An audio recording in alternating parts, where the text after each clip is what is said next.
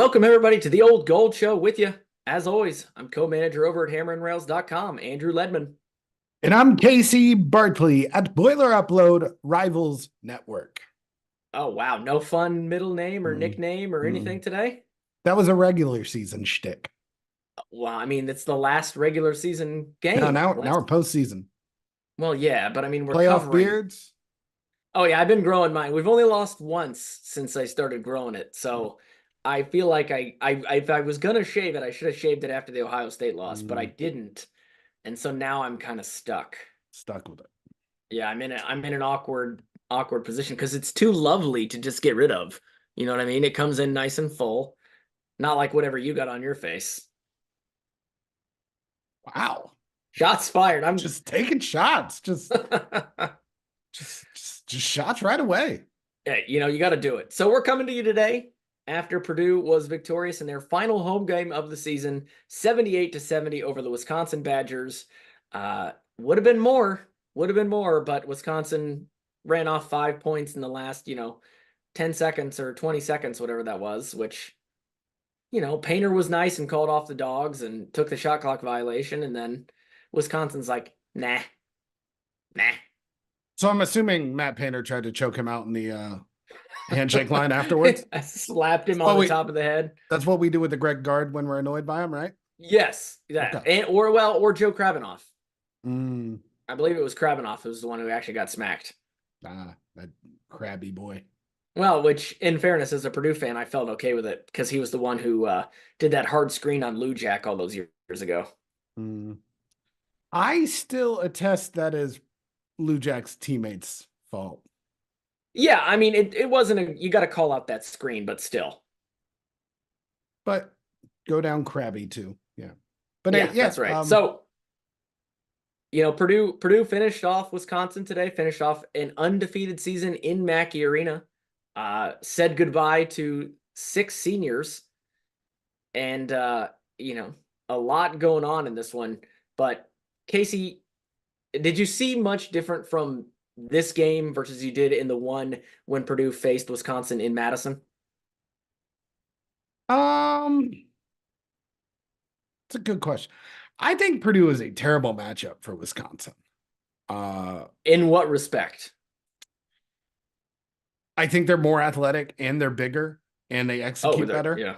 And so in every respect. Yeah. Wisconsin usually gets away by playing weird inside out stuff and holding the ball forever and things that like Zach Edey's pretty good at stopping. It seemed, I would say Purdue more outplayed Wisconsin this game, even if the score didn't quite indicate it. Maybe that's a home cooking where like the runs came quick, but I thought when Purdue's offense got going, it really got going. They looked really good for a while. And again, it's an 8-point win, but like it got to 4 and then Purdue stepped on the gas and it was 15 real quick in a way that makes you think, well, I think that's kind of been the case all year that Purdue has just been, last year they hung around and some games were close and like we took some optimism out of them never really getting blown out. But I think about this team is they're always in the lead. They always hold it. And then they do seem to have another gear when they need to. And like, I think it needs, I don't think we say it enough. And I think this game particularly showed it because Edey went out with 3 fouls and that's kind of when it got to 4 and Painter's like, all right, I'm done playing around. And as soon as Edey came in again, like the game shifted in a way where like, oh yeah, Purdue is the far superior team at every level. Yeah. And a big reason for that is just like Zach Edey is so damn good. And he is relentless and he's big and he gets to everything and he makes shots that he shouldn't make. And it's just constant pressure on your defense at every level at all times. And like, it's really hard to be perfect against him for 40 minutes. Yeah. So, I mean, he was out there 32 minutes today. Braden Smith out there 38. They obviously both had. Ooh, it got scary in the first half. Scary moments. I know you probably could not see the Braden Smith one from the press area. We saw it on TV where he just kind of backed up and stepped on The the worst. official and went down. And you're just like, oh Mm. my God. It looked Achilles adjacent for a second, the way he Oh was God. moving. And I was real scared because like he didn't put any weight on it. And like he was grabbing it at a weird, he was grabbing it at like the forward back area almost, like Are not you talking about side. Edie or Smith? Smith, because Smith did too, Okay. kind of like he grabbed the front. I know Edie grabbed the front too. I wasn't sure if he got kicked or if it was an ankle. It was an ankle for him Okay, it again. was Yeah. an ankle He too. stepped on, I think he stepped on Mason Gillis actually. Ah, so at some point we're going to talk about what we want to see from the Big Ten tournament. Right. And the first thing I want to see is ankle wraps on everyone. Like, like you can make the real thick ones that just make it impossible. Like you can't move quickly, you can't go left or right. That's fine. But you can't roll your ankle, and I don't care. Just wear it for the Yeah. Big Ten tournament. Just Yeah. maybe it'll work out muscles, like something like that. I don't know. I don't care. Just wear like whatever bulletproof armor. I don't care if like Kevlar makes you slow. If it protects your ribs, if it protects your back when you fall. I want to see Purdue armored up, not in a Yeah. threatening way, in like a And protective, like a bubble. Yeah, like bubbles yeah, would be bubble great. wrap. Yeah, Bubble like wrap would be great. any Pillow of fort. those things, please. Just like, was there a worse possible outcome than Zach Edey and Braden Smith both looking like, oh, good, he's hurt at the Yeah, end it of the was regular just season? everybody where I was watching just dead silent. And it's just like holding your breath, Mhm. waiting to see what happened. And then he can't put weight on it. And then you're like, hey, Mason Gillis, I'm glad on senior night you're so dependable that we get to have you hold up our star true sophomore point guard. That's why you worked out so much. We're Yeah, glad you're it a was. chiseled human being so you can carry this other grown man off the court. I mean, obviously they ended up being okay. As I said, 32 minutes for Edie, 38 for Smith. They wouldn't have done that if they were actually injured. Levin, you know how sometimes when you roll your ankle, like it's fine right immediately after. Oh yeah, You do the Titan thing and like you hold it all yeah, in, but as soon as that shoe comes off, you're done. yeah. Would it be the worst thing if Edie and Smith can't go in the tournament?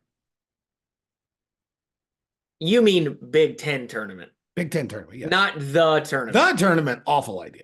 The next tournament. Yeah, look. So here, If they can, Mhm. if they can't go for the Big Ten tournament, Excused 100% loss. fine. Yeah, Excused loss, maybe a win. yeah. Miles Colvin will play. Yep. He might play 38 minutes. Might play 38 minutes. Point guard Colvin. We didn't know we needed it. Now we got it. Fine with me. Yeah. Yeah. But I'm worried about the There's Big Ten tournament. There's no upside. no. Well, and we talked about this in the last episode. If you're Painter, there's nothing good really can come of it. I mean, sure, you can win the Big Ten tournament. You go as back-to-back regular season and back-to-back Big Ten tournament champions. Not interested. Okay. I mean, I'm sure he wants that for the players. I'm sure Sounds like a great deal. Low price. Don't want it. Hey, he might also me. get a bonus Yeah, if not he for wins me. the Big Ten tournament. You know what'll get you a bonus? National title. Oh yeah, Hey, quite bigger. Bigger national bonus title too. bonus. But yeah, I mean, there is really no upside for this Big Ten tournament. And but we talked about it on the last episode. Painter's not going to just be like, we're not playing it. I changed my mind. Maybe he will. Wait. Okay. I mean, is there more you can say on that, or are you just teasing things? After the game, he said, obviously the Big Ten tournament, Big Ten championship is not what we're at for. And maybe that's reckoning to maybe we don't take them quite as seriously. Maybe they I don't think that's actually what it means, but I'm hopeful. Maybe that Matt Painter might say, hey guys, Miles Colvin, you want to play 30 minutes? Sound good? Caleb Yeah, first. and You wanna get out there, run some pick and roll? And as of now, we don't know for sure who Purdue will be playing in the Big Ten tournament. There's still Is two it not games. Michigan? It's going to be Michigan State and someone, right? Well, there's three possibilities of teams that Purdue could play, but Illinois right now is up by 14 with 2 minutes left, so that's going to change things. So that means, actually, that doesn't change things. I think Michigan State's the 8th seed. Well, yes, but we don't play we play the winner of the 8-9 game. Right. So it's either Michigan State, Ohio State, or Minnesota. Michigan State, Ohio State, or Minnesota. Yes. Two Okay. teams. I mean, Ohio State beat Purdue, Hmm. obviously, once. And then Hmm. Minnesota gave him a game and Michigan State gave him a game. Hmm. So that could be a hard matchup for Purdue, no matter who it is there. I was hoping to be able to see IU for the third time, personally. Right. There's nothing to gain. Yeah, well, we could beat them 3 times. And if And they that's didn't, yeah, no, look, I understand there's downside to everything here, but hmm my preference would be to beat IU for a third look, time. so if these games mean nothing, I'm going to choose what makes my life the easiest. I've never met a Minnesota Golden Gopher fan, so I hope we play a Minnesota Golden Gopher. And if Purdue Fair enough. loses, that's fine. Fair enough. Yeah, We'll never they hear would from them. be We'll have no idea. much more tolerable than Ohio State or Michigan State. So that's Yeah, if fair. it happens, it happens. And I've never heard of them, so I, maybe so I'm gonna we would just for art Purdue would lose a home game or an away game. in a way game, yeah. Technically, I mean neutral site game, but I think Kim Bomb would say semi-neutral. semi-neutral, yeah. Especially, yeah, Semi-neutral. Minnesota. Um, Semi-home. do we even want to talk about this Purdue Also might Wisconsin lose to game? the symbiotic. Maybe they'll have like Venom on their side.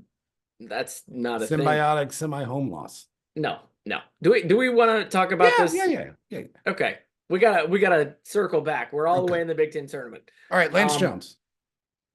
Lance Jones looked good, shooting the ball better. Banked in You three, know, baby. banked in three for Banked in 5 three, from deep baby. today. And Fletcher Lawyer looked great again today. 5 shots, 5 Fletchy. makes. So Fletch, like, his thing is A, shooting, obviously, but then B, Yep. like, he just makes plays that he has no business making. He looked Like, good today. they're like stuff that, like, should be hard. Like that floater he made that he shot because he's like, oh, Edie's there. He'll dunk it if I miss. Right. And he just makes it, like, tough at an angle, high off glass. We like that. Yeah. I mean, if Purdue has the two of them shooting, they were, a combined 5 for 7 from 3-point range. That's hard to beat. Hard to beat when you got Zach Edey down low. Hard to guard. Braden Smith, real aggressive with the pull-ups. Yeah. They were going to be available, took them. Didn't shoot particularly well, though. Don't care. Didn't shoot particularly well, but don't care. You gotta that pull-up is gonna keep defenses honest. Correct. Because how do you guard that and Edey at the same time while also knowing that you've got a guy like Lawyer on one side of the court, maybe you've got Jones on another, maybe Gillis is in there at the same time. I mean, who knows? Gillis started the second half. Is he going to start every win or go home game? Maybe the second half of every win or go home game, but I don't know that Painter's I don't know if Painter's going to change the starting lineup 31 games in. Every single game has been the same. But Matt Painter has never changed the starting lineup just to change it up in the tournament. And I say that because he's also never made the Final Four. Well, sure. So when you start not being able to find your keys in all the places that you normally go, you got to start going to new places. You got to look somewhere else for sure. Look in the fridge. Maybe you wanted to make an omelet. Yeah, and in your car. Maybe you wanted a car omelet. You were going to bring a car omelet. Next thing you know, Mason Gillis is in your starting lineup. Yeah, that's the exact chain of events that happens. Yeah. What were we talking about? Something about cars? The game, Wisconsin? Oh, right. Yeah. I don't think there was a lot to glean from this one. Other than thank God everyone came out healthy after those 2 scares. And it was good to see Miles Colvin. It was good to see Miles Colvin get 6 minutes, 2 steals, and led to a 4-point play for Fletcher Lawyer. Mm-hmm. So do you think that is him kind of showing Painter, defense? Because I think defense is largely why he hasn't seen the floor. Mm-hmm. So he looked like he was busting his butt out there on defense, 2 steals, seemed to be in the right place most of the time. And especially when he sees that Camden Heide is getting more minutes than him and has been better on defense than him. So it's almost like I saw him do it and I know I can, get more minutes if I do the same thing. Well, you're kind of covering the fact that when he first came into the game, AJ Storr blew by him in like 2 seconds and he fouled him. So I can see how you could change the narrative because 2 steals sounds nice.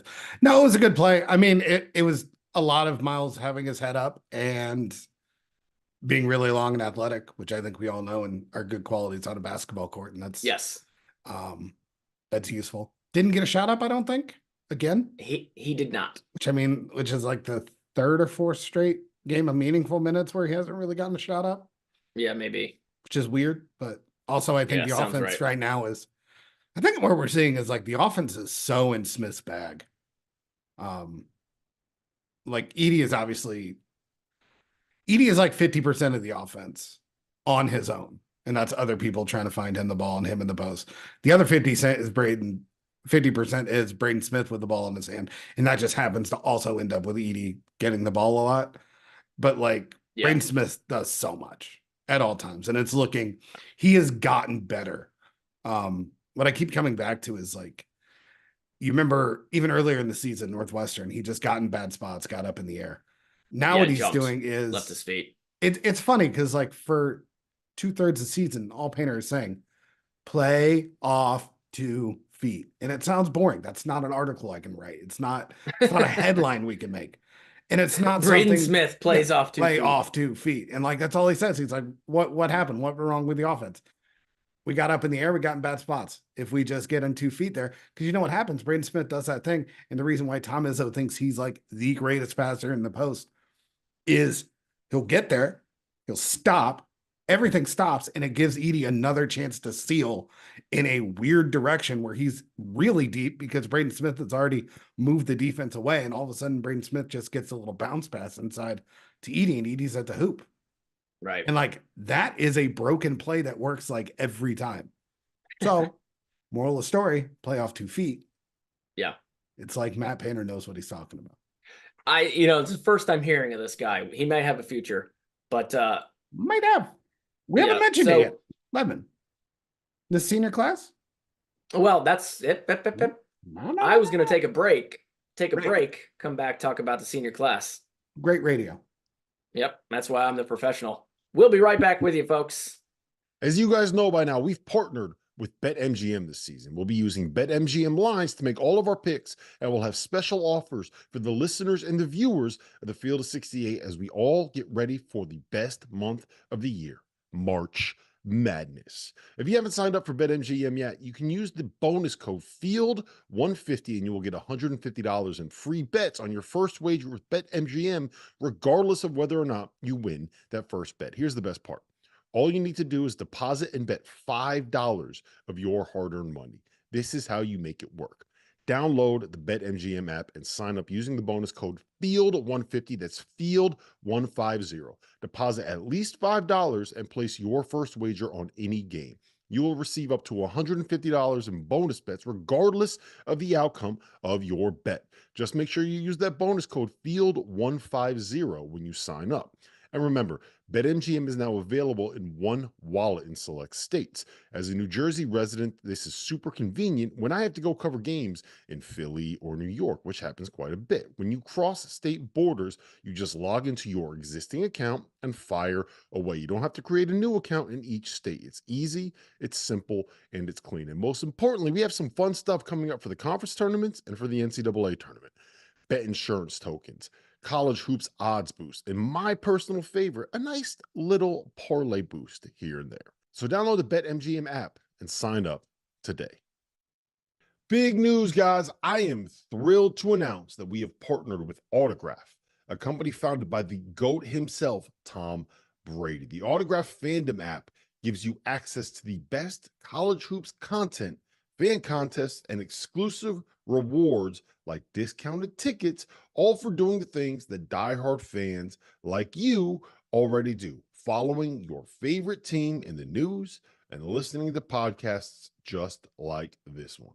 When Tom, and yes, I am calling him Tom, we're on a first name basis these days, co-founded Autograph, he had one mission in mind: change the fan experience for the better.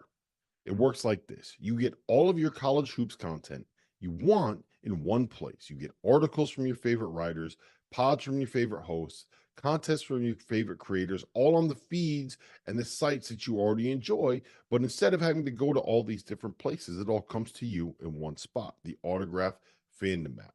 But here's the best part. The more content that you consume, the higher you rank in the app. As you consider the level up in status on the app, you can unlock unique rewards curated exclusively for you. So download the free Autograph app in the App Store and use the referral code F68, that's F68, or tap in at the link in the description below or in the podcast app of your choosing to start earning points for doing something as normal as listening to this very podcast.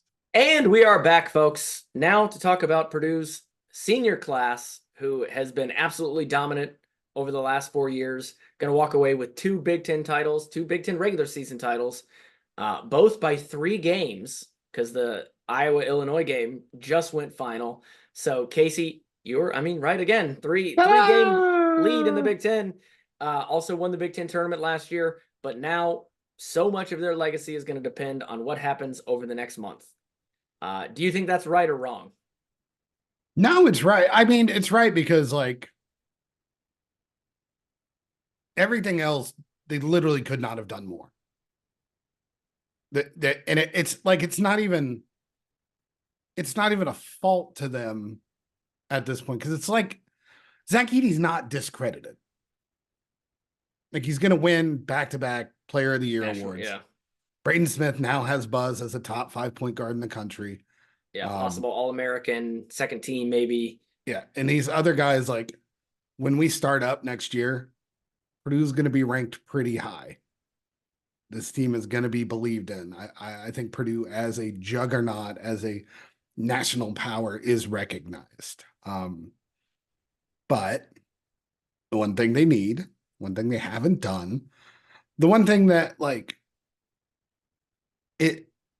it's just basketball is sculpted in a way where March Madness is what creates college lore. Yeah. Like, it's what Yep.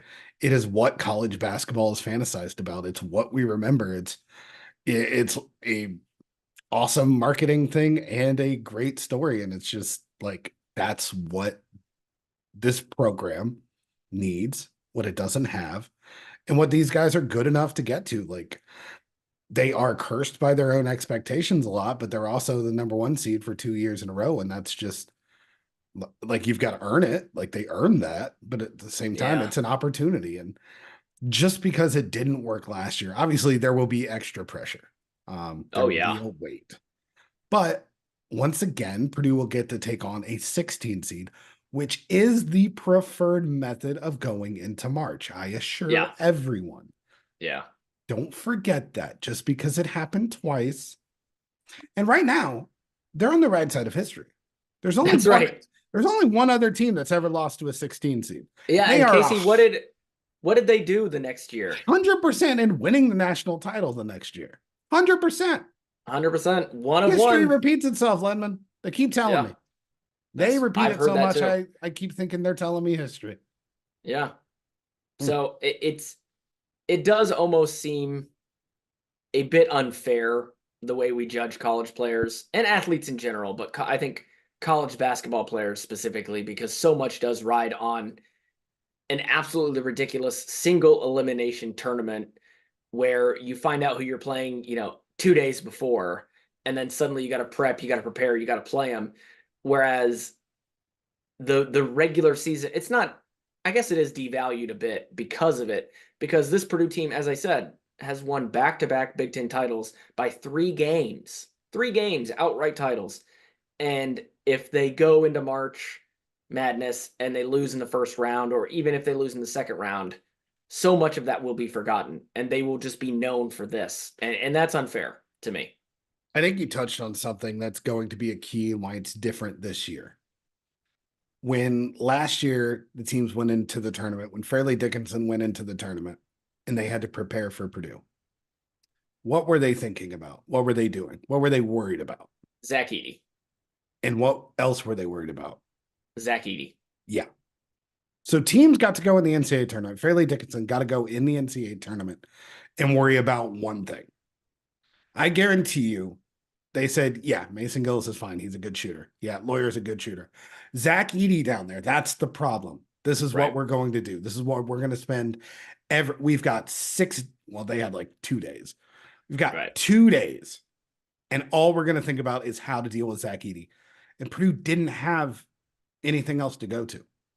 This year, when you're worried about Purdue, you're worried about Zach Edey's offense. You're worried about Braden Smith's offense. You're worried about Purdue's 3-point shooting. Mhm. You're worried about Zach Edey's defense. Those are 4 things. Yeah. All of a Well, sudden, and- it gets and a even- lot tougher.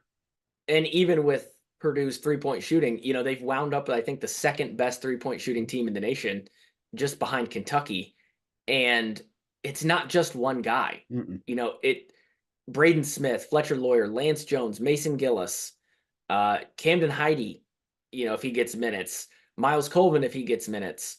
These guys are all threats from outside. And even though Purdue had a number of guys last year who could shoot the ball, they weren't as consistent and they weren't as big of a threat or as deadly from deep as this team has been this year. You want a wild number? Love it. Yes. We talk about like the top 7 guys for Purdue, right?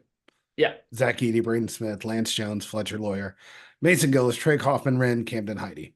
Those are the guys that we expect to see the bulk of the minutes. Right. Do you know what the low 3-point percentage is on that 7? Like 33%. Lance Jones, 35.7%. He is the Wow. only shooter under 40%. So that's everywhere. That's crazy. Surrounded by the best pros presence in the country. Yeah. It is a wildly different team, a wildly different construction, even if the names are the same. They don't operate the same. They don't apply pressure in the same way they did last year, where it was just Edey and you hope you got enough around him. Braden Smith dominated that game with mid-range and pick and rolls when Zach Edey wasn't. Mm-hmm. Fletcher Lawyer is there to pick apart teams. Lance Jones is still. Purdue needs him to run more and stop settling in transition. That's definitely something Painter's spoken on a couple times. We're like, it's fun to get those threes out in transition. It's fun when you bank them in, but like he hit the one and then he took another one that should have been a layup. Yeah, he took a really bad one. So like, be aggressive, get to the hoop, want it, see that layup go in. Mm-hmm. Those are going to matter a little more in March. Yeah. But it's just there's pressure everywhere. And there's things you're worried about everywhere. And that's not as good as Purdue was last year, as surprising as they were. I think it's very clear. They lost 4 games in February. Like people weren't panicking enough. I wasn't panicking enough. I wasn't letting you panic enough. Yeah, there you go. Because they did lose those games. This year we saw Purdue play poorly and we're like, no. They're coming into the tournament like 14-1 in the last 15. Yeah. 3 games on the entire season. 3 games. So like they've had some bad stretches of play, but they still win. And yes, the Big Ten bad, sure. Guess what? It was pretty bad last year. Shocker. Yeah. Not a great basketball conference. Might not be ever again. Sorry, whoa. Look, I'm not jumping down that hole. We got blue blood programs in our conference with no recruits, Ledman. Oh. The future is not bright. That IU situation is hilarious to me personally. Only had 1 recruit, a 5-star, comes out last week. I'm not going to be coming. The timeline. Mike Woodson coming back. Confirmed. Right. 5-star next morning. I'm gone. See ya. Like it. That was. I want to see it. I mean, it's hard not to connect those dots. To be like the guy who you committed to. You're kind of like, I'm not sure I like him anymore. And then they announced, no, he's coming back. 2 days later, I will not be joining you. So we'll see where he goes. But the fact that they don't have anybody signed for next year is wild. Couldn't be us. The problem. Ledman. We've got 6. Who's a better team? IU or Michigan State? Michigan State, I guess, even though they lost today. right? Computer loves them. 19th team, according to KenPom, despite That's being crazy. 18-13. Man. Lost 4 of their last 5. Wow, they have, haven't they? 4 of their last 5. They've got losses to Iowa at home, Ohio State at home, to Purdue on the road, and to IU on the road. 1 win at home where they scored 53 points in the last 5 games. And we're supposed to believe they're a top 20. We're supposed to believe Izzo should be in the March Madness. Oh, he'll get in because it's Izzo. He'll get in. Don't you think? That's what everyone tells me, Ledman. Everyone says it. Oh, they'll get in. They deserve it. Computers love them. I mean, they The lost best to defense James in the country. Lost to James Madison. Lost to Wisconsin twice. Well, that seems like a plague on all our yeah. Yeah. So focus, final thing. I mean, what more can be said about these seniors for Purdue, what they've given to the best program? Hair by far, like bottom to top. What there is some happening? Do you remember like Robbie Hummel hair? Very bad. Ryan Smith hair, not great. What are we doing right Ryan now? Klein hair, not great. What are we doing? They look good now. I'm just saying we like our the Purdue teams have finally not looked like goofballs. Okay. NIL is working. You think they can now afford haircuts? haircuts. Yeah. Okay. I'm sure that's what the Supreme Court intended when they opened up NIL. That was a problem before. No one wanted the likeness all over because everyone just got 13-year-old boy haircuts. Well, it's the bowl. You know, did you ever have the front spike where it's just your bangs? That's embarrassing. Well, I don't know if it was just the bangs because I did like the whole porcupine like for a number of years when I was young. I can't remember if I ever did. I definitely did the George Clooney Caesar. You know, where you just like you gel the crap out of it basically. Okay. And you more or less take a comb and just like comb it forward. Yeah. Forward with the gel. Okay. Yeah. It was not, I mean, in retrospect, not good. But you know, it was very popular at the time. As I'm sure many people listening can attest. But leave a comment down below your worst hairstyle. Bonus points for a picture. We'll shout you out. Yeah. But I mean, you know, the senior class has done so much. They've done everything Painter expected of them and more. I mean, Painter has talked about the relationship to recruiting Zach Edey and seeing the potential in him. But even, you know, as brilliant and insightful as Matt Painter is and an ability to find these diamonds in the rough, he couldn't have foreseen Zach Edey becoming who Zach Edey is, a 2-time National Player of the Year. It's just been incredible to watch him grow from where he was just 4 years ago. Yeah, someone posted on the Boiler Die Hard Facebook page. Shout out Craig Bowers. What up?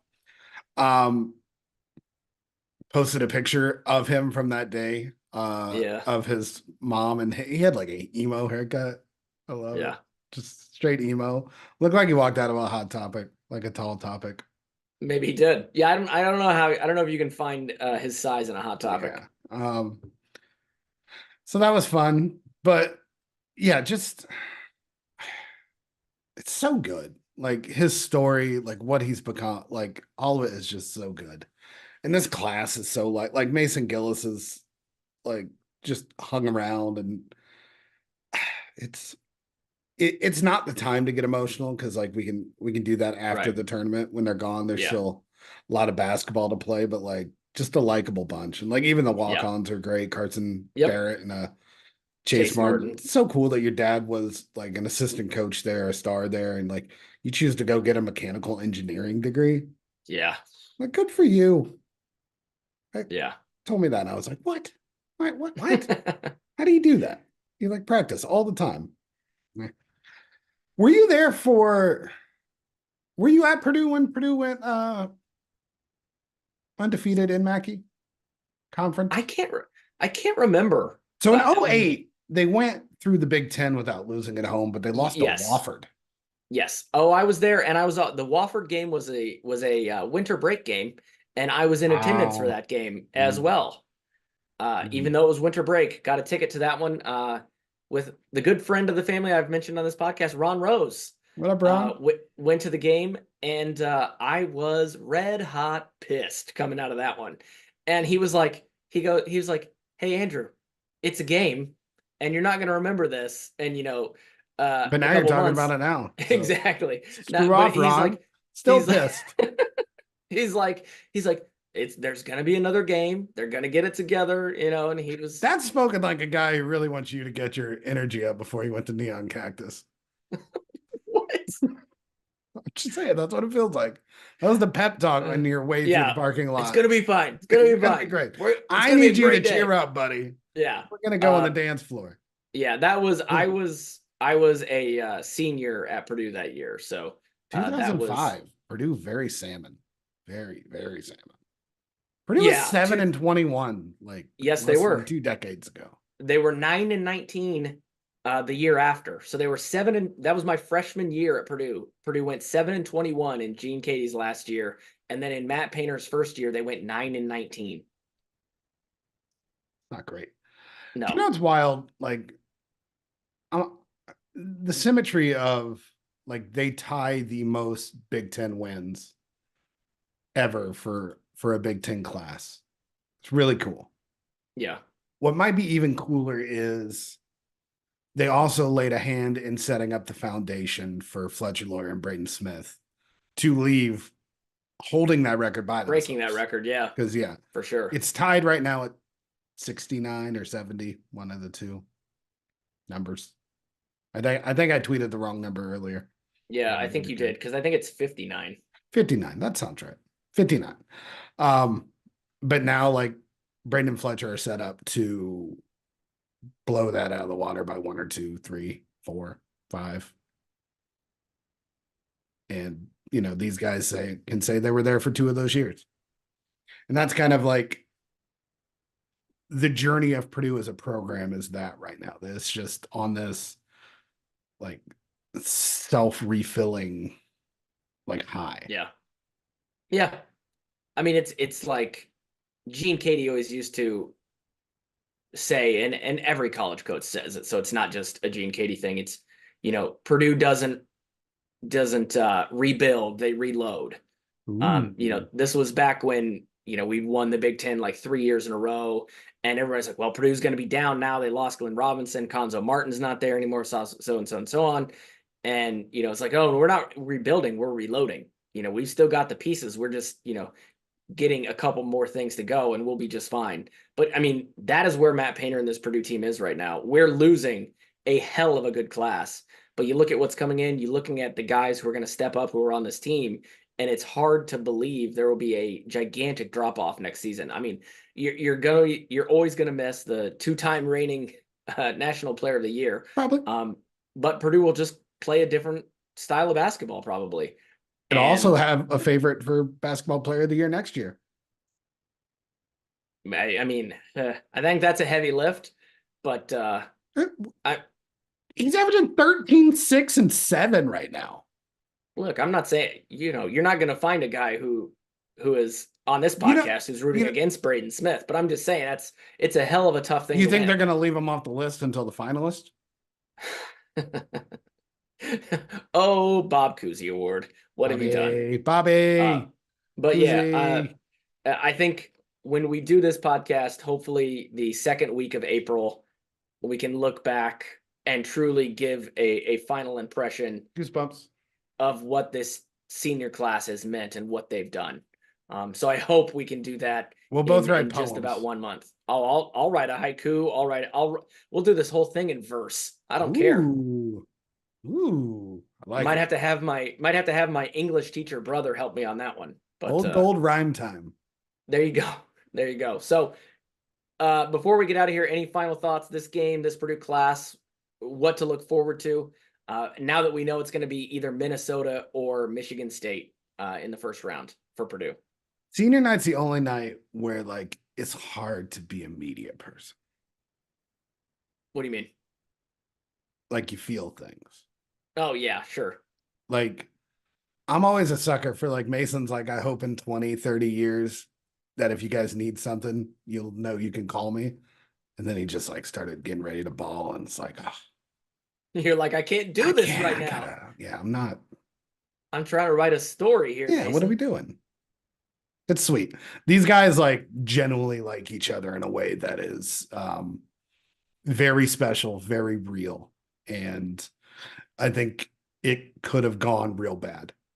It's real easy to blame anyone and everyone around you when something as like bad, as public, as constant as what happened last year.